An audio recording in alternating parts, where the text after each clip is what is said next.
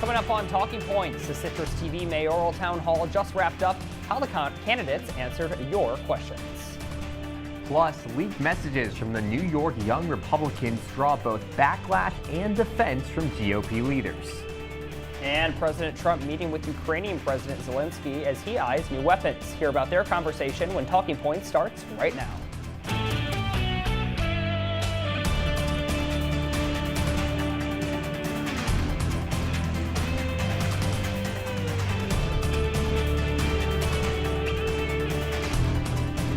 Good evening and welcome into Talking Points. I'm Ben Bascuk. And I'm Alex Burstein. We're starting off tonight with coverage of the Syracuse mayoral debate that just wrapped up over at the National Veterans Resource Center. 4 candidates fielded questions from Syracuse community members covering everything from school attendance to the Micron development. Democrat Sharon Owens put emphasis on her accomplishments as the city's deputy mayor, while Republican Tom Babylon explained his stances to decrease crime and increase the police force. Independent Alfonso Davis highlighted the need for more outside development in the city, while independent Tim Rudd emphasized his outreach to the community. Here are just a couple of the highlights from the event. The people who we should be at the forefront are the individuals who are not earning engineering degrees, but those who will be able to come in entry level into these job, wage sustaining, family sustaining jobs. I will do what I'm doing now. Workforce development, engaging in workforce development, making sure people learn the skills necessary to be available for those jobs. If you can't pass a clearance, if you can't get through a full background check, you're probably not going to be able to get a job at Micron. And I would say to you, probably I wouldn't get a job at Micron because my situation when I was licensed to carry my firearm, I accidentally went into the airport with it and forgot I had it. We need to do a better job at outreach to these children. And we need to connect them better to mentoring programs. Now, where Sharon and I are going to differ, I don't think those mentors should be ex-cons that came back into the community. I think perhaps those mentors should be someone who came out of the community and was successful. We have a problem with being truthful about what's going on in our city. I don't think that's exempt in the school district. But you know what? It's really not my place, other than as a resident, eventually as the mayor. I would push those board members to be transparent with the issues so that we can find real solutions.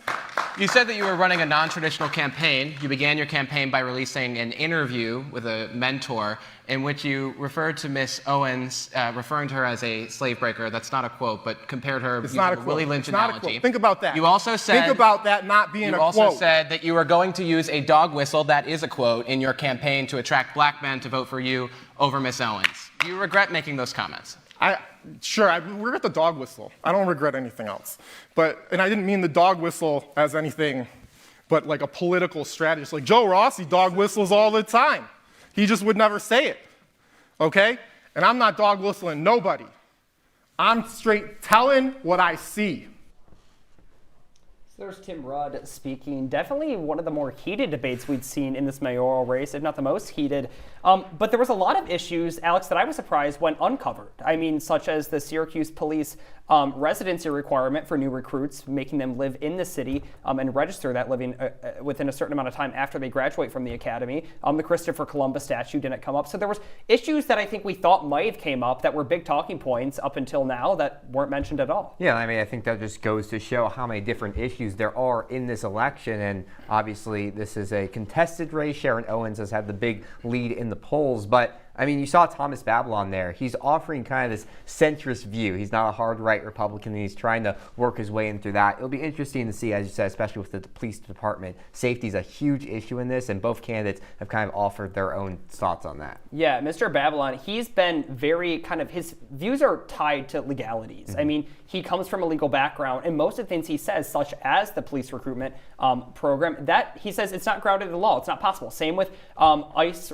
cooperation with Syracuse Police Department. He says it's not something that we can do from a legal standpoint. Other candidates approach a lot of these issues from a moral standpoint. Now, something that I think came up a lot that Sharon Owens is going to have to battle is the shortcomings of the Walsh administration in which she served as deputy mayor, right? We saw all these tax hikes. She said she opposed the last one, but they still happened. Well, I think that's a huge thing for her and her campaign, is distancing themselves from this past campaign. I mean, we've seen this at the national level a lot, but when you are running under an incumbent ticket, it's really hard to differentiate yourself from these other issues. Well, moving to Oneida County now, a jury found one of 3 former correctional officers guilty this afternoon in the murder of Marcy Correctional Facility inmate Robert Brooks last December. Brooks was killed in the Oneida County facility, garnering national attention. David Kingsley is the lone former officer convicted.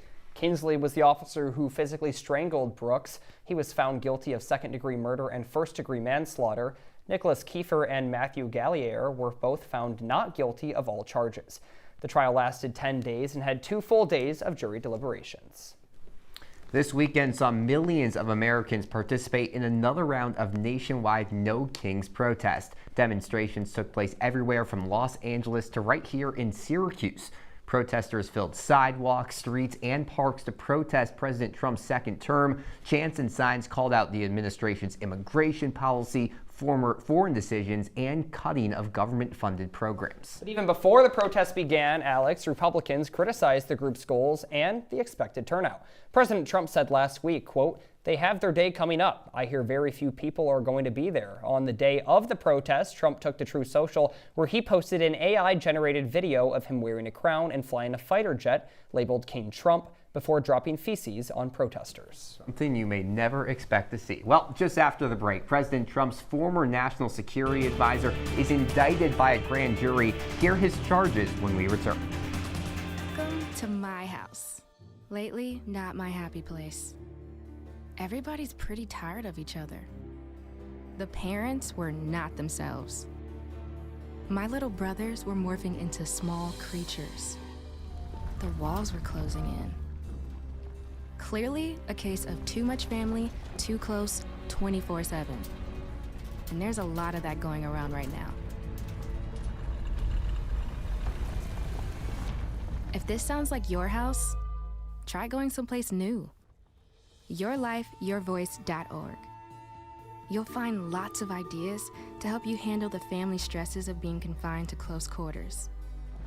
YourLifeYourVoice.org. It might not get you out of the house, but it could help you find a little more breathing room.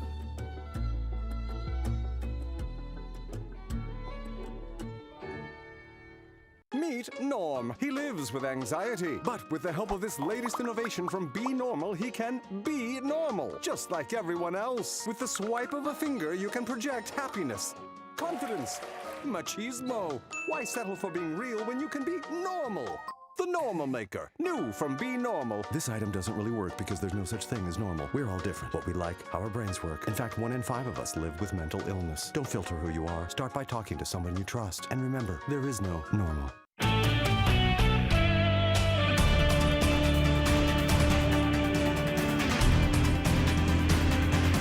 Welcome back to Talking Points. Earlier this week, President Trump commuted the sentence of former U.S. Representative George Santos. Santos was supposed to serve more than 7 years in federal prison after pleading guilty to fraud and identity theft charges. In a post on Truth Social, Trump wrote, quote, "George Santos was somewhat of a rogue, but there are many rogues throughout our country that aren't forced to serve 7 years of prison." Joseph Murray, one of Santos's lawyers, said the former lawmaker was released from the Federal Correctional Institution in New Jersey Friday night and was greeted by his family. President Trump's former national security advisor turned adversary was indicted by a federal grand jury in Maryland last week. John Bolton is the 3rd high-profile Trump associate to be indicted in less than a month. He faces 8 counts of transmission of national defense information and 10 counts of retention of national defense information. Prosecutors say that Bolton kept and shared with family members digital diaries of his activities that included classified materials from when he was national security advisor. Bolton issued a statement Thursday saying he has become Trump's latest target in the weaponization of his Justice Department. He stated, quote, "Then came Trump too, who embodies what Joseph Stalin's head of secret police once said, quote, 'You show me the man and I'll show you the crime,' end quote." The case has been assigned to U.S. District Judge Theodore Chung, who was appointed by former President Obama in 2014. Well, Ben, the clock is ticking and we're now headed into the 3rd week of the government shutdown, and progress to pass the funding bill is slowly picking up. Democrats maintain they refuse to pass any bill that does not include restorations to health care funding, but Republicans say their bills would only restore pre-shutdown levels. White House economic advisor Kevin Hassett says a meeting between parties this week is likely, and it could lay the groundwork for a bipartisan bill. It was just bad optics for Democrats to open the government before the No Kings rally, and that now there's a shot that this week things will come together and very quickly the moderate Democrats will move forward and get us an open government, at which point we could negotiate whatever policies they want to negotiate with regular order. Well, speaking of optics, young Republicans groups across the country are in hot water after leaked signal chats showing vulgar messages. We bring in Talking Points analyst Danielle Blinn. Danielle, is this affecting the New York chapter? Yeah, Ben, the New York State chapter of Young Republicans has been shut down after state GOP leaders voted unanimously to disband the group. An exclusive report from Politico reveals chats from leaders of Young Republicans chapters in New York, Arizona, Kansas, and Vermont. Those chats contain some graphic content, including racist terms, references to gas chambers, and mentions of sexual assault. Syracuse's chapter of College Republicans told CitrusTV they are not associated or related with the state Young Republicans chapter in any way. Several members of the New York chapter, including the former chair and current vice chair, are mentioned in the article as senders of messages in the chat. The New York chapter isn't the only one to lose membership. The Kansas state chapter is also dissolving, with many of those involved losing their current jobs. Many New York State GOP leaders, including Elise Stefanik, have denounced the chat, but she later called it, quote, hit piece. GOP leaders are split on how to handle the issue, with many speaking out against the messages, including the New York State GOP chairman Ed Cox. Cox released a statement against the chats while taking a dig at Democrats, saying, quote, unlike the Democrat Party that embraces anti-Semitic rhetoric and refuses to condemn leaders who call for political violence, Republicans deliver accountability by immediately removing those who use this sort of rhetoric from the positions they hold. Vice President J.D. Vance went on the Charlie Kirk Show podcast, now hosted by rotating guests. Vance was downplaying the severity of the text while also calling out Democrats. And if you allow yourself to be distracted by this person's incredible endorsement, disgusting endorsement of political assassination by focusing on what kids are saying in a group chat, grow up. I'm sorry. Focus on the real issues. Don't focus on what kids say in group chats. Well, Danielle, thanks for joining us at the desk. And as J.D. Vance was saying, this has kind of become an issue on both sides of the aisle. There's Democrats who have said things they probably regret, and same with the Republicans. How have we seen the parties react differently to these messages? Yeah, I think when you look at how Democrats are currently responding, it's a little bit of silence. I think you see them maybe mention texts or notes or messages that have come across that aren't great and saying, oh, we regret that, but no losing of positions for the most part, nothing like that, versus the GOP actually seems to be more responsive to a lot of these issues, removing these party leaders from the Young Republicans, but also at the same time saying, Elise Stefanik saying it was a hit piece by Politico and saying that they shouldn't do this. And then you saw J.D. Vance on the Charlie Kirk Show podcast, which he went on for longer than that, saying that people who celebrated Charlie Kirk's death are worse than people like the people in these chats who kind of said that. Lots of things they shouldn't have said, but that they are worse than the kids in these chats. Yeah, we're seeing Republicans stick their neck out for one another. I mean, like you said, Danielle, Democrats on the Hill especially remain silent when it comes to a lot of these issues that don't concern them directly. But we see J.D. Vance supporting these students from miles and miles away and states away.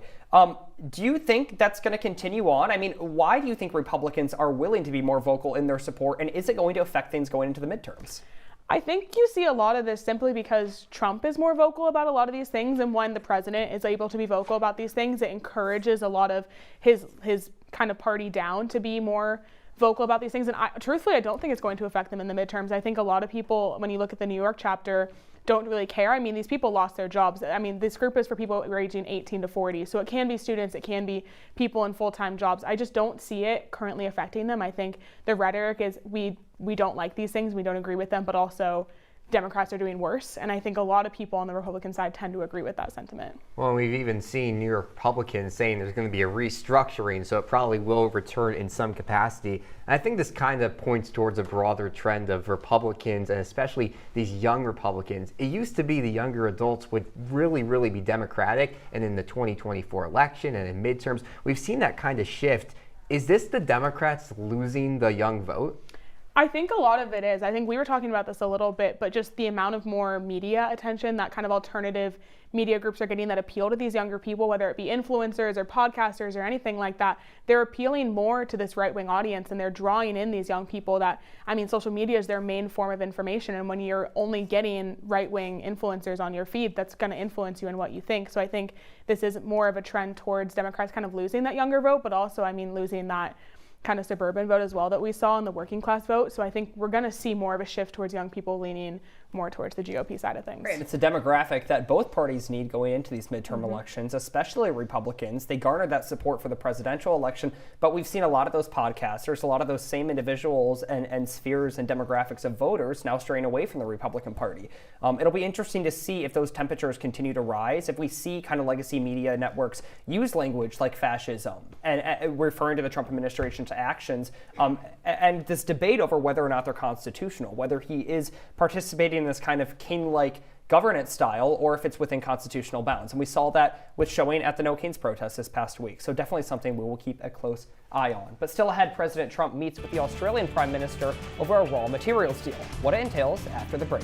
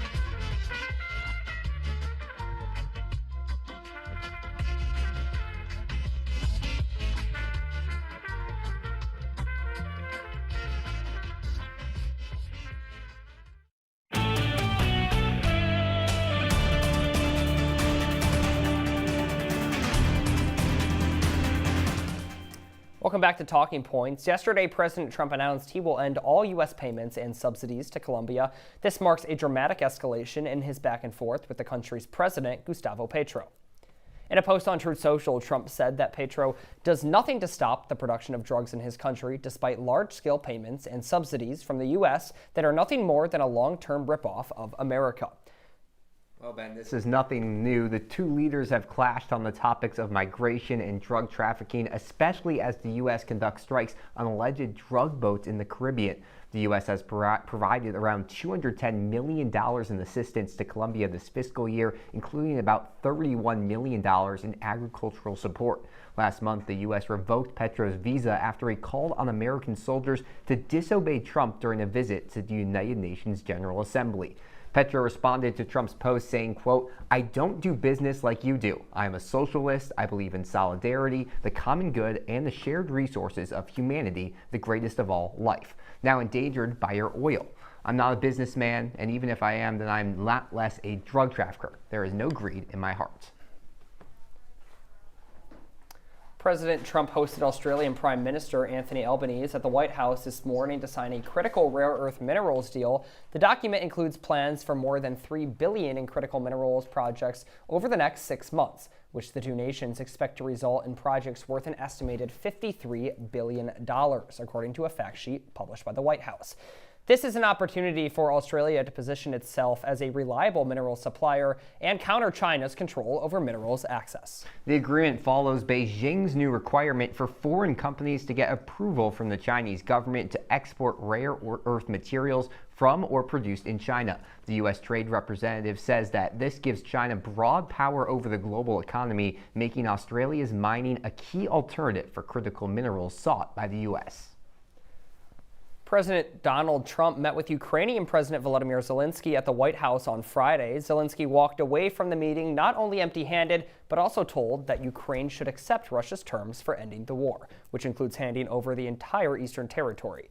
Talking Points analyst Boone Gross is in studio with what was discussed in this tense meeting. Boone. Thanks, guys. President Trump seemed bullish on Ukraine in late September, claiming that Ukraine could win back its lost territory. He doubled down last week, announcing talks to send long-range Tomahawk missiles to Ukraine.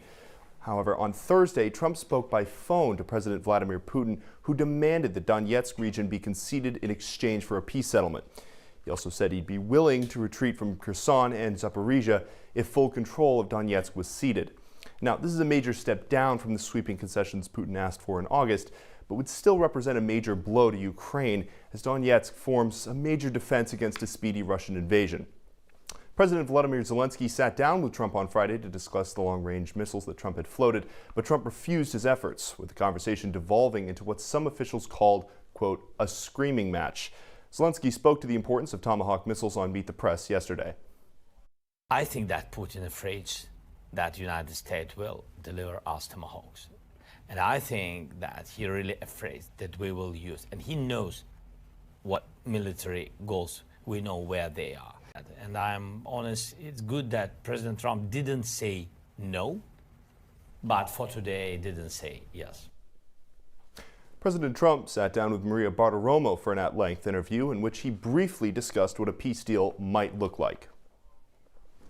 I've been asked by Ukraine if they could have Tomahawks, and I'm looking at it. I spoke with Vladimir Putin about it, and not that he would be thrilled.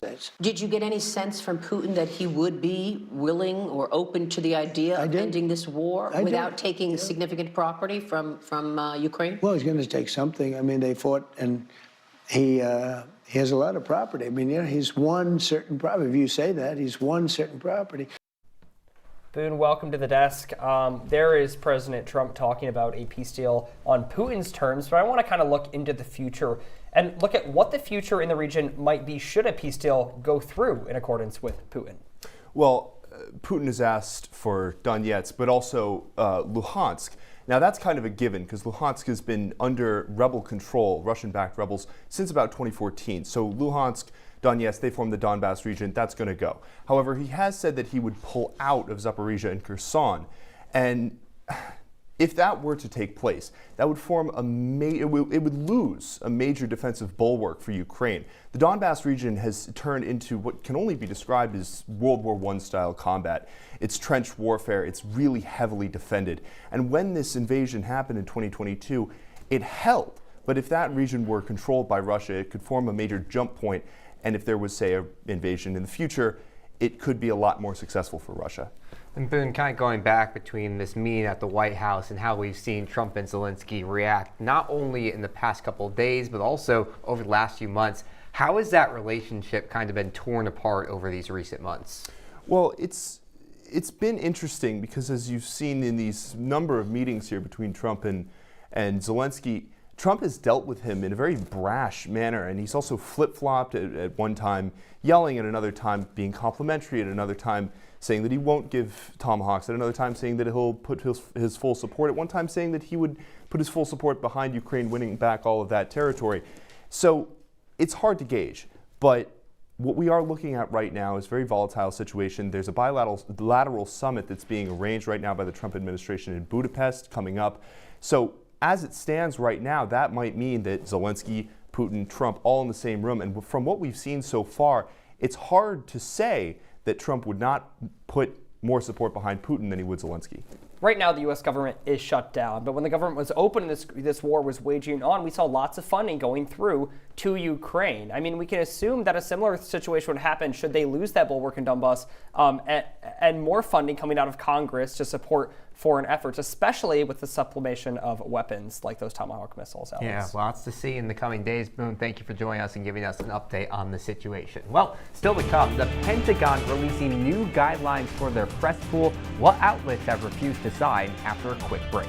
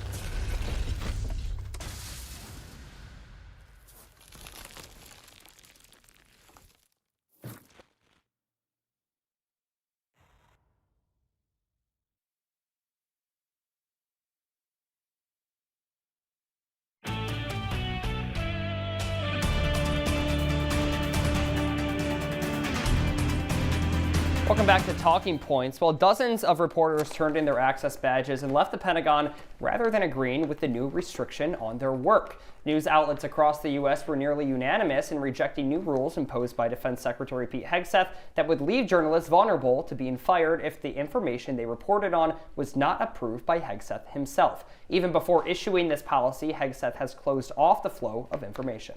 Back in September, the Pentagon announced new restrictions for reporters. The new agreement limits the types of questions and answers that can come from the Department of Defense officials. This includes unclassified details about the military. The updated 21-page form also includes new restrictive security measures for reporters moving throughout the Pentagon. The new policies come after leaks from the department.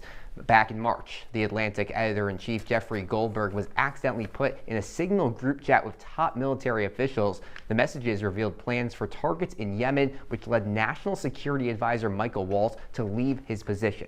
Yeah, Alex, this isn't the first time we've seen media restrictions coming out of the Pentagon, with a lot of press outlets and offices being lost or cut from the actual building itself. But I think it is one of the few times we've seen the five major broadcast networks, NBC, ABC, CNN, Fox, and CBS, all come together and denounce this action by the Pentagon. Yeah, and I think this is something you rarely see in journalism when you're having all these major media outlets, including some that are left-leaning, some that are right-leaning, come together on this issue. But I mean, when you look at the Pentagon, you look at the Department of Defense, this is the most heavily funded government institution in the United States. They are getting north of $1 trillion a year, and the fact that there's going to be less coverage is certainly something to be concerned about. Especially when the American public is now ever more than ever going under the funding with a fine-tooth comb and looking at these institutions that are heavily funded and seeing, okay, are we seeing the results based on the taxpayer money we're putting into them? And I think, well, it is surprising to see the amount of change that's happening. It was kind of expected, not expected, but you see Trump, he's been saying that the enemy of the press, of the people, is the press. He's had problems with journalism in the past, and now it's kind of coming all into fruition. It'll be interesting to see if it stops here with the Defense Department. Right, I mean, we've seen Caroline Leavitt it kind of push this idea of new creators having access to the media room, but pushing out some of those legacy networks and taking less questions from them from the White House press podium. But I want to talk about another instance that happened at Indiana University, where they fired their student newspaper advisor. Another example, speaking of free speech, who refused to block stories regarding homecoming celebrations. Now, I think it's interesting we're seeing this push not just in the White House, not just in DC, but now on college campuses, where speech is being limited based on kind of this pre-limiting a speech before it's published. Well, and that's so different of a topic. You're talking about homecoming celebrations versus defense funding. But even with that, it just shows that the First Amendment becoming weaker and weaker as the days go on. It'll be interesting to see what happens because